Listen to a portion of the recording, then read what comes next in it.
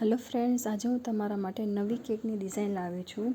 Friends, એના માટે મેં કેકને ક્રમકોટ કરીને રાખી દીધી હતી. ક્રમકોટ કરીને કેકને તમે ફ્રીઝમાં રાખશો તો તમારા કેક ઉપરનું જે ક્રીમ છે તમે ઇઝીલી લગાવી શકશો.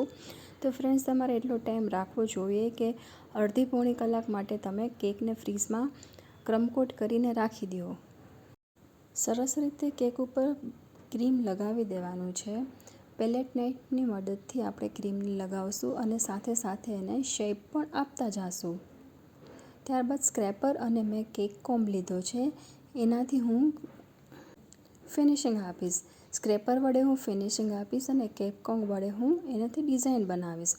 ફ્રેન્ડ્સ, જો તમને મારા વિડીયો ગમતા હોય તો લાઇક, કોમેન્ટ અને શેર કરવાનું ભૂલશો નહીં. ત્યારબાદ પેલેટ નાઇફ લઈ અને આપણે ડિઝાઇન બનાવશું. ઇવાપોરેટ અને ગોલ્ડન રસ લેવાની છે. ગોલ્ડન રસની અંદર ઇવાપોરેટ નાખી અને ડાયલ્યુટ કરી લેવાનું છે. કેક ઉપર એને આપણે લગાવવાનું છે. બ્રશના હેલ્પથી ધીમે ધીમે કરીને આપણે લગાવી લઈશું. ત્યારબાદ મેં ટોપર્સ લગાવી દીધા છે.